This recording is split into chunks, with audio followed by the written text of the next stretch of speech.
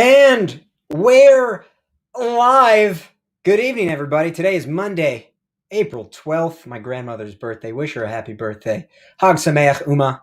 That's a little bit of Hebrew and German for you. My name's Zach Gelfand. I'm going to be your host for this here variety show, this short form comedy hour, whatever you want to call it. And we're going to get right into it right away because we're seeing the top headlines of the week. We're bringing on our panelists, Brennan Lee, Isabelle Andrews, and Jason Colliton, to go through some of the nuttiest headlines of the week. I'll provide the news. They'll provide the jokes. Let's get to it. So first things first, let me get our news up here. Our first headline of the week coming at you from none other than Joe Biden. Yes, indeed. Mr. Biden here has a sweeping $2.3 trillion infrastructure plan planning to go in front of Congress soon enough. You know, he's in talks now with Republican leaders like Kevin McCarthy, who's pushing back on the bill, claiming that where we're going, we don't need roads. Panel? I love that picture. Panel, what do we think about this bill? Is it going to pass? It's going to pass, but I just want the Build Back Better legislation to make good on its one main promise, which is to build me a better back. Yes, Biden's not waiting around, Zach, as reported by Governor Howard Dean of Vermont. Yes, Biden said, it's my way or the highway, which technically is also my way. $2.3 billion. At this point, these bill values are so big they mean nothing. They're entirely made up, like the Loch Ness Monster or washing your hands when you pee. Wait until Jason hears that it's $2.3 trillion. All right, let's give up our next headline here. We are taking a look at, of course, my good friends are back. We're taking a look at Elon Musk, who's once again in the news. If you haven't heard, he has a brain chip startup called Neuralink, where they put brain chips in people. It has shown a monkey with an implant successfully playing the classic video game Pong with only its mind. I mean, it's remarkable. Take a look. There he is. He's a little monkey. He's sucking on a feeding tube, playing Pong with his mind. It's truly something incredible you never thought you'd see. Well, researchers say he's progressing well, but they do also say he's been throwing an occasional fit when they don't let him play the Dixie Kong games. Oh, yes, Dixie Kong Country. How could we forget? Panel, let's talk about it. Is this the start of Planet of the Apes? Well, the good news is they've actually already begun phase 2 testing, which will consist of Matt Gaetz choosing not to solicit sex with minors. Is this the start of the Planet of the Apes? Yes, Zach. The final stage in evolution, the difference between primates and humans, mind games. Next, they will train the monkeys to leave people on red and then send a "you up" text at 2 a.m. Oh, no. Look, man, a monkey playing Pong is great and all, but call me when he wins a game of Fortnite after 11 Bud Light Limes. That's what I call impressive. Mm-hmm. We're racking up the W's today. Nicely done, nicely done. We're heading to our next one here. A big vaccine mistake happened. Yeah, I don't know if you heard about this, but 3 elderly women in India were given an anti-rabies vaccine shot instead of the COVID vaccine. In lieu of a suspension or firing, the pharmacist responsible was put down. Panel, talk about a placebo. Look, I know we're all upset that the elderly women didn't get the right order of shots, but they still should have tipped. You always tip. I mean, I don't know what they're complaining about. After a year in quarantine, I would kill to go finally within 6 feet of a raccoon. This actually is funny because the same thing happened to me when I tried to pick up my girlfriend's birth control. Though maybe it's my fault for calling it her anti-babies dose. Oh, no. Oh, good. Next up here, we're going back to the boards. This was an interesting thing. In the nice resort town of, what is it called? Charlevoix, Michigan. An aggressive gang of turkeys were spotted terrorizing the town, even their police department. Take a look.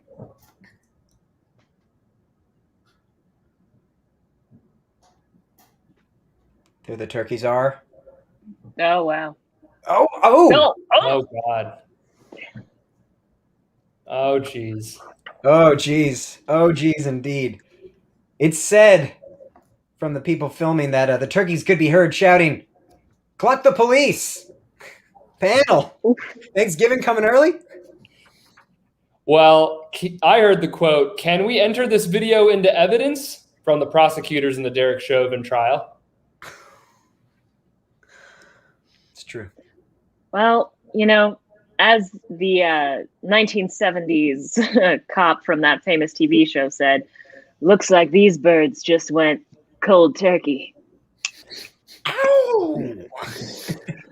So this is actually pretty sad. Things got a lot ugly after this clip, but unfortunately the turkey's body cameras were malfunctioning. So that's all we have. Evidence. All right, amazing. Well, let's take a moment here to give our panel a rest while I tell you about a very insane story that I just heard about. This one, I love this one. Let's bring a quick image up of this headline. Here we go. Fantastic. Folks, a father recently attempted to get into the elephant exhibit at the Milwaukee County Zoo. This was last week to, quote, impress his daughter. Before he was detained, he tried to get into the structure, being able to climb over the locked fenced area right outside of the enclosure. But then that's when they caught him. He began to climb over the secondary fence, but could not breach it. When that park worker detained him and reached for comment, the man asked us to see if his daughter, quote, wanted to see the new manatee exhibit at the aquarium next weekend. Panel, do we have any advice for this sad dad? Okay, here's what I don't get about this.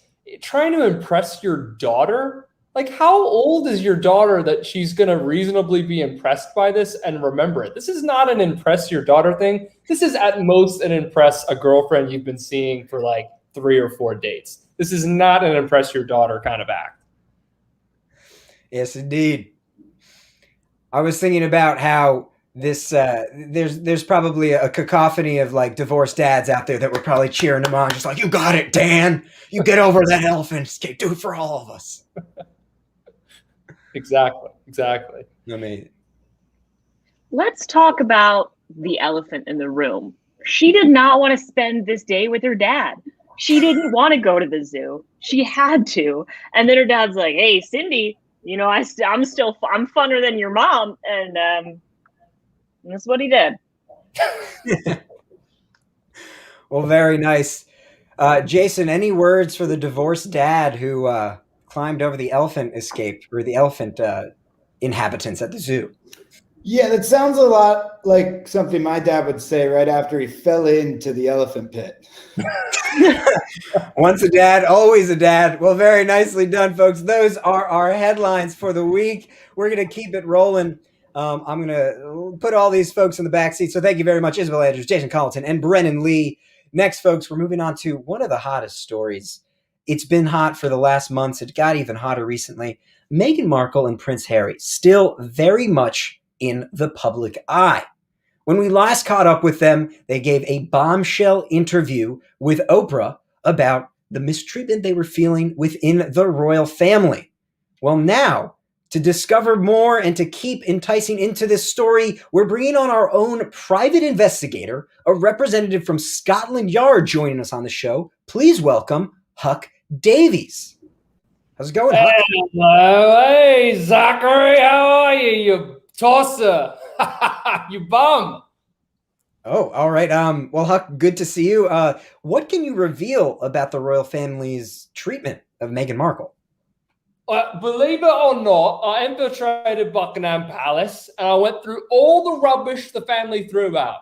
I always say, Zach, you can tell if someone's trash based on their trash. That's a very unconventional method, but it might work. What did you find? Well, for one thing, they don't recycle. None of them. And I'll tell you something else. The Queen only eats the inside of her English muffin and throws the rest of the crust out. Oh, okay, so it's a little gross, but that's not that helpful. Let me ask, what exactly do you do for Scotland Yard? Well, first of all, what kind of a queen don't eat the crust? Look, never mind, all right? I'll give you the good stuff, Zach. I have reason to believe the Queen is not a queen at all. Oh. That's right. You see, I was holed up in Buckingham for 4 weeks. Guess what I never found? Tampons. Huck, what? What? I had 24/7 access to the Queen's living quarters for a whole month, and not a lady stick to be found. What kind of queen don't need one of them fanny bullets whilst running an empire? Huck, she's 95. She doesn't. I don't even want to explain this. If you don't know how this works, I don't have. I'm not explaining this. You know what, Huck? I don't know if this is going to work out. So I think maybe we part here. Wait. Now hold on. Now this one, Zach, this one is legitimate. I promise. I managed to stray into some of the other quarters of the palace, and it turns out that Prince Philip Huck. shaves his own bum. Oh, Huck, this is bad. And he does it every day. Huck, you're disrespecting. And based off my calculations, he's probably shaving his bum right now. Huck, he can't because he's dead. Prince Philip died on Friday. Did you not know this? I only just got out from undercover. Oh, boy. God save the Queen. Alrighty. Well, Huck, thanks, I guess, for coming on. We'll see you later. Woof. Oh boy. Well, you know what, folks? It's been a wild week, and obviously we weren't able to vet all of our interviewees, if you will, which includes our next one, because seeing as it was such a crazy week, we also haven't had time to do our interviews for our social media manager. If you haven't heard, we're looking for a social media manager. So if you're interested in doing that, let us know in the comments. But in the meantime, if you don't mind, we have a quick interview with an upcoming social media manager. So please welcome to the stage Courtney, our possible next social media influencer. Hi, Zach. Like and subscribe. Oh, right. Yeah. So you have YouTube channels, you got an Instagram, podcast. Yep. Full-time influencer. Oh, got it. Nice. And I'm seeing here. Well, actually, you might count. Yeah. Yeah. I think I'm looking at the right one, but you don't have any followers. Oh, yeah. I can explain that. Explain what? Well, all right. I was technically, Zach, I was canceled. You were canceled? What did you post? Well, I mean, people are so easily offended these days. It's like, ooh. Just say you posted. Well, I went out to lunch and I took this photo. I believe you have it. Yes. That photo? Mm-hmm. And then I captioned it, love sparkling water. Okay. And no likes. Courtney. Can you believe it? Courtney, you weren't canceled. But I have 0 followers, Zach. I was canceled. Courtney, that just means nobody was watching in the first place. What? Listen, Courtney, I know this might be an entry-level job for you, but I'm sorry to break it to you. The post it's just bad content. I don't think people care. So it wasn't offensive. It's just that nobody was watching. I'm sorry. I can't see how it could be offensive. So people have to be watching to get canceled. Yeah, I guess. So really, if you're canceled, it means you're relevant. Okay, I don't like how you said that. So canceled is the new famous. No, that's a bad idea. Wait, Zach. Oh my God, someone just followed me. Well, yes, Courtney, that was just me, just now. I have an audience, which means now I can get canceled. Courtney. Oh my God. Wait till you see how edgy I can be, Zach. I have some really hot takes, okay?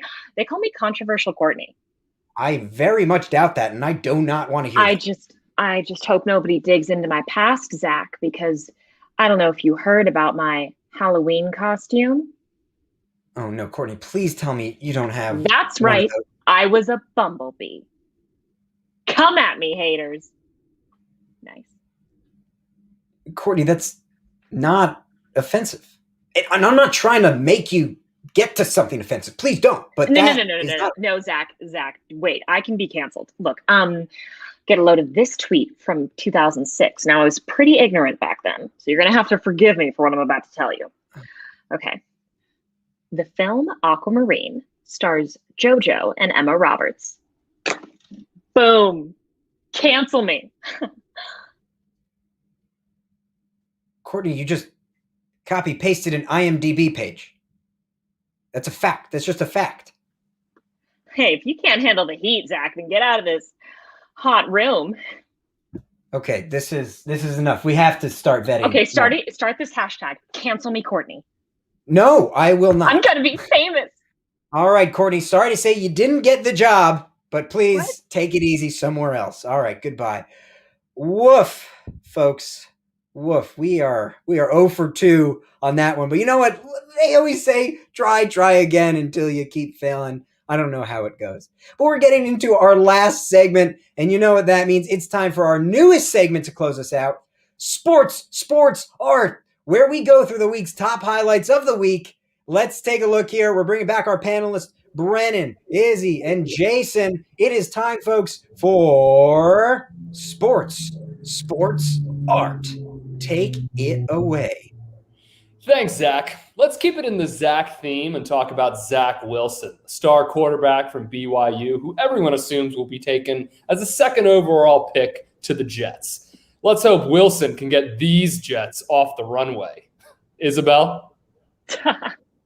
Great stuff, Brent Zeppelin, as always. Now, Dodgers pitcher Trevor Bauer is facing an investigation from the MLB for allegedly using pine tar on game balls in a recent outing. Yes, pine tar, Bauer said, as he hid the old-timey porno magazine in the dugout. Yeah. Good one, Izzy. This Saturday, the Museum of Fine Arts St. Petersburg is displaying 5 Greco-Roman stone mosaics from the cultured Roman city of Antioch. Epicurean influence on the Romans? Pfft, only in Florida.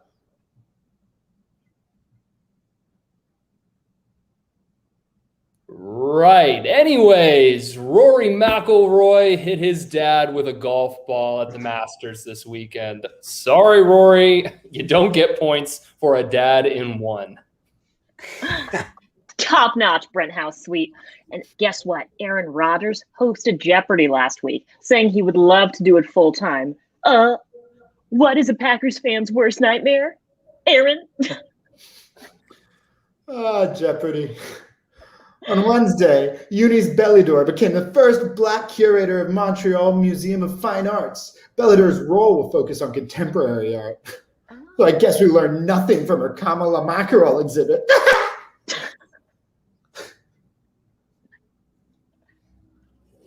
The Texas Rangers are allowing their fans to watch games at full capacity. And for their COVID safety protocols, Dr. Fauci is giving them a Lone Star rating. What a burnout from Brentopolis.